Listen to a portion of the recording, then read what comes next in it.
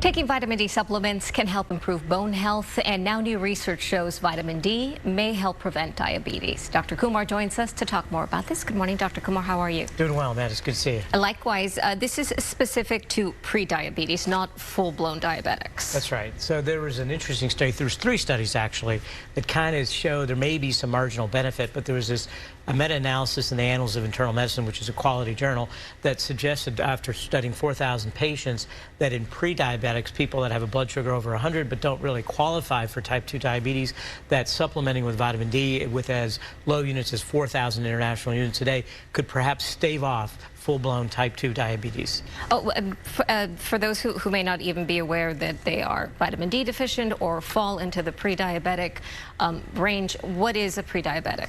So, diabetes is when your blood sugar is very high because you don't have enough insulin or your body's resistant to insulin. And insulin is the hormone that allows sugar to get taken up into the cells. And so if it doesn't get taken up into the cells, it's in the bloodstream, and that can cause end organ damage, heart, kidneys, eyes, all sorts of complications, leading cause for people being on dialysis. So it's certainly something to avoid, and it's very, very common. The risk factors are a family history and obesity, and so with our epidemic of obesity in America, diabetics are increasing.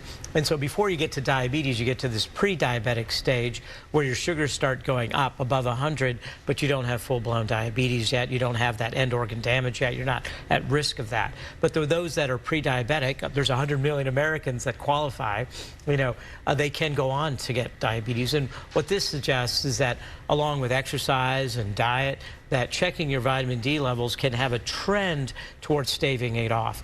It's theorized that vitamin D can actually improve your insulin either production or reduce the resistance, and that's how it probably staves off diabetes. The lead researcher in this study over at Tufts Medical Center, he said no supplement would be a replacement of lifestyle changes, including a healthy diet and regular exercise, underscoring what you just said. Absolutely. This is not the be-all, end-all. You can't just sit here and go, oh, I'm at risk of diabetes, I got pre-diabetes, I'm not going to do anything else, I'm just going to take a pill and it's going to solve all my problems. That's not the way it is. But, for primary care physicians and people that treat diabetes as well as patients, this is another tool in the armamentarium. Perhaps we ought to be checking vitamin D levels. I shared with you before that I'm vitamin D deficient, and I had no anticipation of it. It was just on a routine blood test that I found my vitamin D levels were low.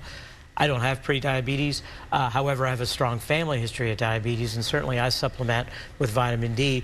And only recently did I learn that that could not only help my bones in the long run, but it might actually prevent me developing full-blown diabetes as long as I pay attention, I get my regular exercise, and I don't go crazy with my diet. Just part of the tools. And if we, where do we find vitamin D naturally?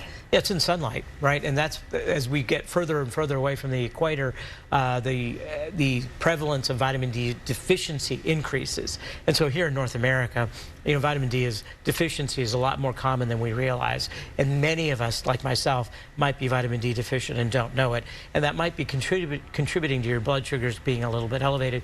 And so when you see your doctor for your annual visit, it's important to kind of, talk about these kind of things and see if measuring a vitamin D level is appropriate. It's just a simple blood test along with everything else that they draw, or perhaps just supplementing with the low-dose vitamin D. Yeah, check with your doctor as always. That's the key advice. Thank you, Dr. Kumar. If you have a question for Dr. Kumar, email us at askdrkumar@gmail.com. Also check out his website, drkumar.com. We'll be right back.